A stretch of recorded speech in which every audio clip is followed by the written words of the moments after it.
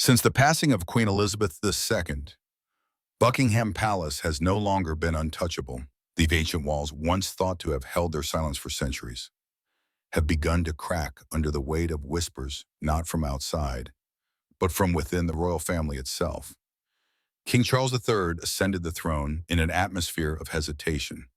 There was no celebration, no cheers like those that marked his mother's reign, only awkward silence and a ghost that never truly left the death of Princess Diana. His first wife, the woman who made an entire nation weep, and the one he never fully spoke the truth about. Then came the grim news: cancer. No one knows his exact condition, but one thing is clear: time is running out. And perhaps that very truth is what changed him. No more avoidance, no more concealment. The king who had remained silent for nearly half a century suddenly wanted to speak. It wasn't a formal address. There were no cameras, no national flag in the background. Just a private conversation, shared with those he trusted would keep it secret. And yet, it leaked. Sources claim he confessed everything from the truth about Camilla to revelations never before disclosed about that fateful night in 1997. So, what exactly did King Charles say? And why now, after all these years, did he choose to reveal it? If you think you already know this story, think again. Because what's about to be uncovered might change the way you see the British royal family forever. When the world heard that King Charles had cancer, people everywhere felt sorry for him. Breaking news from Buckingham Palace, which has announced that the king has been diagnosed with cancer. They wished him a quick recovery and hoped for the best. But along with the sad news came something surprising, something many didn't see coming. It had to do with Princess Diana. Even though Diana passed away many years ago, her name is still often mentioned. She was loved by so many. And now Princess Diana will always be remembered as a groundbreaking force for change. The late royal broke down barriers by embracing her soft side. It seems King Charles is finally saying things about her that many people have wondered about for years. We all know Charles didn't treat Diana the way she deserved. And now, as he faces serious health problems, it seems he's starting to realize that too. Reports say the king has opened up about his past with Diana, and what he said has shocked many. So, what did King Charles say? Keep watching to find out. But to understand it all, we need to go back to where it started with Diana, Charles, and Camilla. Charles met Camilla first at a polo match, thanks to a friend who introduced them. They got along right away. She made him laugh. She was kind, and she wasn't nervous around him. Charles liked that. But then he joined the Royal Navy, and their time apart made things hard. While Charles was away, Camilla got back together with Andrew Parker Bowles, a man she had known for years. Back then, many people didn't think Camilla was suitable to be a future queen, so she and Charles didn't stay together. While Charles was serving in the Caribbean with the Royal Navy, Camilla said yes to Andrew's proposal. And when Charles heard the news, he was heartbroken. He couldn't understand how something that had felt so good and real between them could end so quickly. Ultimately, Camilla married Andrew Parker Bowles on July 4th, 1973, even though Charles had asked her not to. But even after her marriage, she and Charles stayed close friends. Not long after, Prince Charles met Lady Diana Spencer. Diana was just 16 when she first met Prince Charles. As for Charles, he was entirely impressed with the then 16-year-old Diana's charismatic and happy demeanor. But it wasn't until a few years later, in the summer of 1980, that things began to change between them. They met again at a house party, and this time Charles started to see Diana as someone he could seriously date. Sitting on a hay bale at a barbecue, Diana spoke gently to him about the loss of his great-uncle, Lord Mountbatten, who had been killed by the IRA. She told Charles how sorry she felt for him and that he deserved to have someone in his life who truly cared for him. At that moment, Charles was going through a lot, and what Diana said really moved him. But this wasn't actually their first meeting. Charles had met Diana before, back in 1907 when he was dating her older sister, Lady Sarah. Before Diana dated Charles, he had dated her older sister, Sarah, in 1907. It was 1907 when Charles came to stay as a friend of my sister Sarah. He thought Diana was cheerful and fun when he visited the Spencer family home, Althorpe. Diana also went to Charles's 30th birthday party in 1978 and joined him again in 1979 for a royal weekend at Sandringham. After that, Charles occasionally invited her to events like the ballet or dinner with friends. At the time, they were just friends. Diana was simply enjoyable to have around. It wasn't until their talk about Lord Mountbatten in 1980 that Charles really saw her as more than a friend. Wanting to get to know her better, he invited Diana to Balmoral, where he was spending a summer holiday with friends. Diana quickly won everyone over. She was charming and funny and seemed to adore Charles. Everyone loved having her around. At first glance, she seemed like the perfect match for the prince. Back then, it was expected that the future queen would be a virgin from an aristocratic family and a member of the Church of England. But by the 1980s, after major social changes and the rise of modern dating, women who fit that description were few and far between. Diana, however, seemed to check every box. She looked like the ideal bride, young, joyful, innocent, and full of life. But things didn't stay simple for long. How keep watching to find out. The moment the public got wind of their relationship, everything changed. Ever since Charles was a teenager, the press had followed his love life closely, wondering who the next queen might be. Every woman he dated was put under the spotlight. This made dating difficult, and it happened again with Diana. Once the press found out that Charles was dating Diana, things quickly got out of control. Reporters crowded outside her London apartment, and photographers followed her everywhere she went. Overnight, Diana became a media sensation. With all the attention, it became nearly impossible for her and Charles to build a relationship in private or to get to know each other in a normal way. At the same time, Charles was facing pressure from his father, Prince Philip. He was in his 30s, and Prince Philip believed it was time for his son to stop dating around and settle down with a wife. After all, the royal family needed an heir to keep the monarchy going. So, did Prince Philip tell Charles to marry Diana? That question has been asked for years. It all started with a memo Prince Philip sent to Charles in early 1981.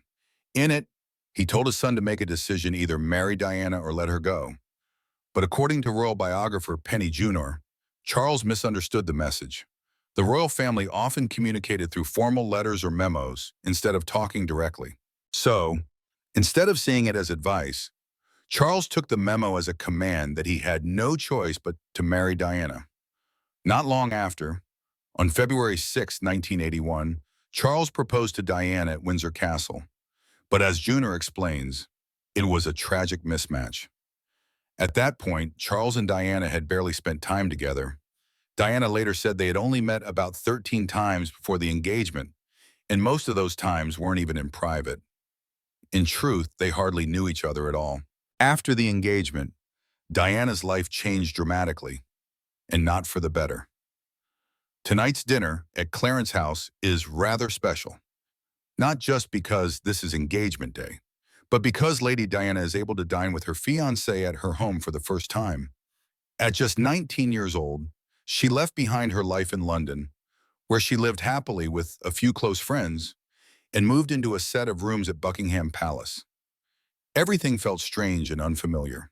She was suddenly alone in a huge palace, far from the warm, fun life she had known. Junor says that Diana seemed like a completely different person once she moved in. She became emotional and upset easily. She would cry often and became jealous whenever Charles went out or spent time with others. Her mood shifted constantly. Becoming famous so quickly was overwhelming, and it started to take a toll on her well-being. Charles, who was constantly busy with royal duties and public events, didn't know how to handle Diana's emotional changes. He was confused and unsure of what was going on.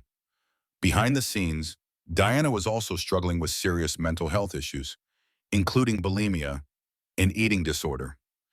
Years later, she would admit to being in the grip of a devastating eating disorder. "I had bulimia for a number of years," Her emotional pain went back to her childhood. Diana had a rough start in life. Her parents had a troubled marriage and split up when she was only 6 years old. That early trauma stayed with her, and even as a young woman, she was still carrying the scars. Diana battled bulimia for years before she finally got professional help. It's hard to say exactly when it started, but according to royal biographer Penny Junor, the illness was already in full swing by the time she and Charles went on their honeymoon. At first, doctors may have even thought she had anorexia instead. Junor believes the eating disorder was just one part of a bigger problem. Diana had been struggling with her mental health since childhood. The emotional pain she carried from her early years showed up in many ways, and bulimia was one of them. Bulimia and anorexia are both very serious and damaging illnesses. They're hard to live with and even harder to talk about. But Diana didn't keep it a secret forever. In 1992, her struggles became public when journalist Andrew Morton released his book, Diana, Her True Story. Diana had secretly worked with Morton to tell her side of the story. My name is Andrew Morton. I wrote Diana, Her True Story 25 years ago.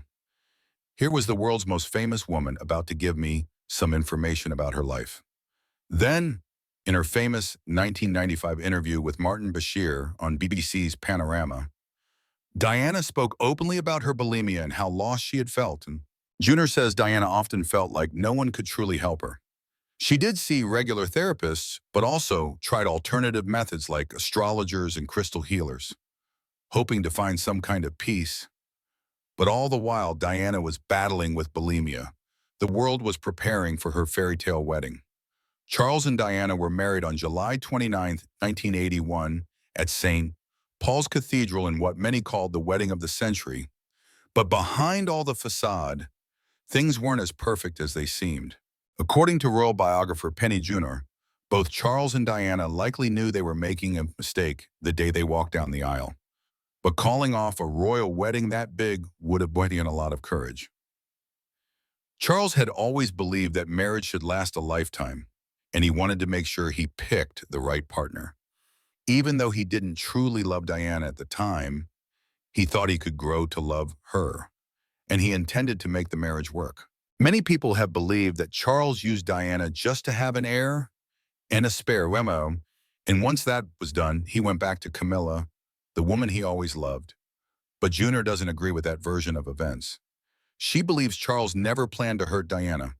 He just ended up in a marriage that was deeply unhappy for both of them. In the end, they were simply a tragic mismatch. Charles and Camilla had broken off their romance when she married Andrew Parker Bowles in 1973. She focused on her role as a wife and mother, and for a while, she and Charles remained just friends. But after Camilla gave birth to her second child in 1978, their affair restarted. Then in 1979, when Charles lost his beloved great-uncle, Lord Mountbatten. I remember only too well feeling deeply angered when my great-uncle Lord Mountbatten and other relations of mine were blown into small pieces 19 years ago. He turned to Camilla for comfort. She was his best friend, his confidant, and once again his lover. The second affair lasted until Charles got engaged to Diana in 1981. Camilla's own marriage wasn't happy. Her husband was unfaithful, and Charles made her feel seen and appreciated. She enjoyed the connection while Charles was still single, but once he got engaged, Camilla understood that their romantic relationship had to stop. When she realized Diana was uncomfortable with her presence, she stepped back. One big issue was that Charles never told Diana about his past with Camilla. Early in their relationship, Charles even took Diana to stay with the Parker Bowles family without ever mentioning that Camilla had once been more than just a friend. Diana found out later through palace gossip. She was only 19 and felt hurt and embarrassed. But that was not all she found out. Just days before his wedding to Diana, Charles and Camilla met for one last lunch. At that lunch, Charles gave Camilla a bracelet engraved with the letters G and F, nicknames they used for each other, believed to stand for Gladys and Fred. Shockingly, Diana had found out about the bracelet just 2 weeks before the wedding. She discovered it in the office she shared with Charles's private secretary, Michael Colborne. Charles had asked Colborne to order jewelry for several women he'd been close to during his bachelor years, gifts meant as polite thank yous for their companionship. All the jewelry was delivered to the office and placed on Colborne's desk. But while Colborne was called away to a meeting down the hall, Diana, left alone in the room, opened the boxes. When Colborne returned, he found her storming out of the office, furious.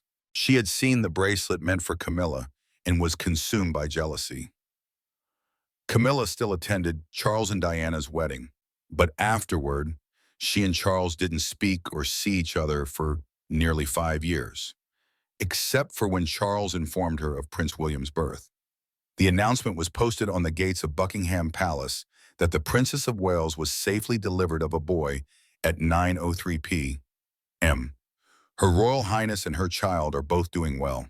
William was born in June 1982, less than a year after the wedding, and it was one of the happier times in Charles and Diana's marriage. According to Junor, friends who visited Kensington Palace in the early 80s described a joyful home. Diana would dash around the house, chasing William, who liked to hide under Charles's desk at bedtime. Charles and Diana would playfully chase each other up the stairs. Diana later told journalist Andrew Morton that the time leading up to Prince Harry's birth in 1984 was the happiest period of her marriage. Diana loved being a mother. She adored William and Harry with everything she had. For someone who craved love the way Diana did, becoming a mother gave her deep comfort. Having children was the best possible thing for Diana, says Junor. But even as she flourished in motherhood, tensions in the marriage were growing. Diana's moods could be unpredictable. She was incredibly complicated. Junor explains there were things she did behind closed doors that the public never saw, and that's why so many people only believe her version of the story. Andrew Morton's 1992 biography, Diana, Her True Story, shaped how the world saw Diana, but it was entirely her side of the story. Charles, meanwhile, has never told his. Aside from admitting to infidelity in a 1994 interview with Jonathan Dimbleby, he has stayed silent and never publicly criticized Diana. Junor believes Charles truly tried to make Diana happy, but Diana wanted all of his attention all the time, and he just wasn't that man. She says he was deeply committed to his work, and it always came first. Another source of strain was the attention Diana received from the public and press, often at Charles's expense. During their 1983 tour of Australia, on March 20th, 1983, Princess Diana and Prince Charles landed in Alice Springs, a remote town located in the heart of Central Australia. Charles reportedly felt overshadowed by Diana. Junor, who had joined them on earlier tours, remembers the same dynamic during their visit to Wales just after the honeymoon. The crowds were there for Diana. At royal walkabouts, Charles would greet people on one side of the street and Diana on the other, but people on Charles's side often sighed in disappointment. They handed him flowers and asked him to pass them to Diana. The press were obsessed with her, too. Charles could give a heartfelt speech about the environment or his charitable work. But the next day, the headlines would be about Diana's hair, her dress, or whether she looked pregnant. This took a toll. Charles had spent his life being the star of the show, Junor explains. Now he was pushed into the background while his wife, often for the most superficial reasons, became the main attraction. Who could blame him for being upset? Diana later told Andrew Morton that she knew her marriage to Charles was over when their second son, Harry, was born in 1984. She was devastated by comments Charles allegedly made after the birth. "Something inside of me died," Diana confessed. By 1986, the marriage had completely broken down, and Charles was in what Penny Junor describes as a critical low. Two mutual friends, concerned for him, contacted Camilla separately and urged her to reach out. She picked up the phone, and their friendship began anew. Charles and Camilla saw each other again in 1986 when Charles invited her and her husband Andrew for tea at Highgrove. Over the following months, their friendship deepened, and by 1987 they were romantically involved again, according to Junor. Meanwhile, Andrew was still unfaithful to Camilla, and she felt unloved in her marriage. By this time, Diana had also had multiple affairs. Her first, likely with her bodyguard, Barry Manicky, was followed by her well-known relationship with James Hewitt, a former British Army officer. By the time Charles returned to Camilla, Diana and Charles were leading separate lives. Charles and Diana were living largely separate lives by 1986, and his affair with Camilla continued. In December 1992, after years of speculation from the press, British Prime Minister John Major announced their formal separation. In the summer of 1994, Charles gave a televised interview with Jonathan Dimbleby, where he admitted to infidelity and expressed a troubling lack of sympathy for Diana and distance from his family. This interview, Joner suggests, was the turning point that led to Andrew Parker Bowles divorcing Camilla. They announced their divorce in January 1995. Camilla and Andrew attempted to downplay their affairs in public. In January 1995, the couple announced their divorce in a statement that called it a private matter. In November 1995, Diana gave her famous Panorama interview with Martin Bashir, in which she famously said, "There were three of us in this marriage, so it was a bit crowded." Soon after, the Queen suggested that Charles and Diana should divorce. Their divorce was finalized in August 1996 after 4 years of separation. On August 31st, 1997, Diana tragically died in a car accident in Paris at the age of 36. In January 1999, Charles and Camilla made their first public appearance as a couple. Their engagement was announced on February 10, 2005, and they married a couple of months later, on April 9th in a civil ceremony at Windsor Guildhall, followed by a service of blessing at St. George's Chapel in Windsor Castle. To understand the man at the center of it all, we have to go back to the beginning, before Charles was a king, a husband, and a father. Charles was born on November 14, 1948, during the reign of his maternal grandfather, King George VI. He was the first child of Princess Elizabeth, Duchess of Edinburgh, later Queen Elizabeth II, and Philip, Duke of Edinburgh, delivered by cesarean section at Buckingham Palace. Charles was christened Charles Philip Arthur George on December 15, 1948, in the music room of Buckingham Palace by the Archbishop of Canterbury, Geoffrey Fisher. When George VI passed away on February 6, 1952, Charles's mother became Queen Elizabeth II, making him the heir apparent. As the monarch's eldest son, he automatically inherited the traditional titles of Duke of Cornwall and, in Scotland, Duke of Rothesay, Earl of Carrick, Baron of Renfrew, Lord of the Isles, and Prince and Great Steward of Scotland. The following year, Charles attended his mother's coronation at Westminster Abbey. At age 5, Charles's education began with Catherine Peebles as his governess at Buckingham Palace. He started attending Hill House School in London in November 1956, becoming the first heir apparent to be educated at a school instead of by a private tutor. Charles did not receive special treatment at Hill House, and his headmaster encouraged him to play football with the other boys, stressing that no one should be deferential. Charles continued his education at two of his father's former schools. He attended Chame School in Hampshire from 1958 and then Gordonstone in Scotland in 1962, a school known for its rigorous curriculum. Charles later became its patron in 2024. In his 1994 biography, Charles described Gordonstone as difficult and harsh, admitting he was bullied. However, he later spoke positively of the school, saying it taught him a lot about himself and his abilities. In 1906, Charles spent time at the Timbertop campus of Geelong Grammar School in Australia, where he enjoyed his studies and a school trip to Papua New Guinea. Charles's time at Timbertop was the happiest part of his education, and he later emulated his father by becoming head boy at Gordonstown.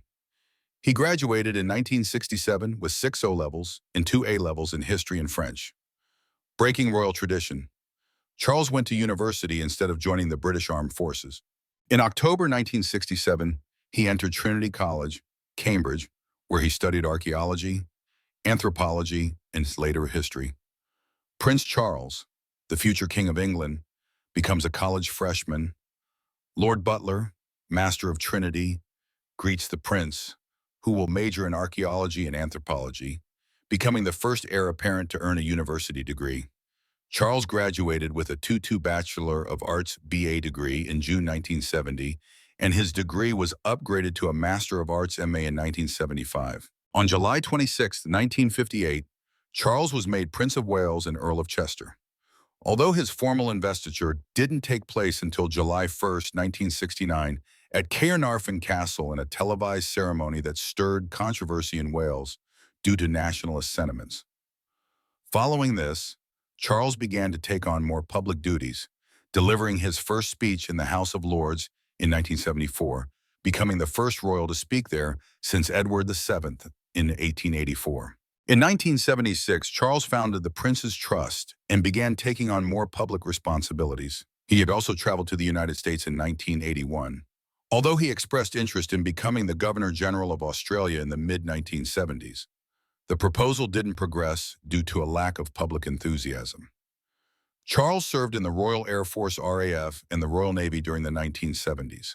His military training began in 1969 during his second year at Cambridge, where he trained with the Cambridge University Air Squadron, learning to fly the Chipmunk aircraft. He received his RAF wings in August 1971. After completing the RAF training, Charles embarked on a naval career, enrolling in a 6-week course at the Royal Naval College, Dartmouth. Charles spent his final 10 months of active naval service as the commanding officer of the coastal minehunter HMS Bronington, beginning in February 1976. He retired from active service in 1976 with the rank of commander. Charles gave up flying after a 1994 incident where he crash-landed a BAE 146 in Islay. He was a passenger and had been invited to fly the aircraft, but the crew was later found negligent by a board of inquiry. In 1965, Charles undertook his first public engagement, attending a student garden party at the Palace of Holyrood House. Over the years, as Prince of Wales, he undertook numerous official duties on behalf of the Queen, completing 10,934 engagements between 2002 and 2022. He officiated at investitures and attended the funerals of foreign dignitaries. Charles regularly toured Wales, engaging in public duties each summer, including attending key national events, such as the opening of the Senedd. Charles ascended to the British throne on September 8, 2022, following the death of Queen Elizabeth II. Buckingham Palace announced the death of Her Majesty Queen Elizabeth II. At 73, he became the longest-serving British heir apparent, surpassing Edward VIII's record of 59 years. He was also the oldest person to succeed to the throne, surpassing the previous record held by William IV, who was 64 when he became king in 1830. On September 9, 2022, Charles gave his first speech as king, paying tribute to his late mother and announcing the appointment of his eldest son, William, as Prince of Wales. The Accession Council formally proclaimed him king the following day in a televised ceremony, a first in British history. The proclamation was read out by local authorities across the UK and other Commonwealth realms. Charles and Camilla's coronation took place at Westminster Abbey on May 6, 2023. The event, which had been planned under the code name Operation Golden Orb, was intentionally simpler and shorter than his mother's coronation in 1953, in line with Charles's wish for a ceremony that was more reflective of modern Britain's diversity. In the end, after decades of scandal, heartbreak, and public scrutiny, Charles and Camilla stood side by side, crowned and united. In the end, the question still lingers: did King Charles marry Princess Diana out of love? Or was it the crushing weight of royal duty, media pressure, and tradition? Perhaps only he knows the full truth. But one thing is certain, that marriage left an unerasable mark on royal history and in the hearts of millions around the world. What about you? What do you believe truly lay behind the union of Charles and Diana? Leave your thoughts in the comments below. We'd genuinely love to hear your perspective.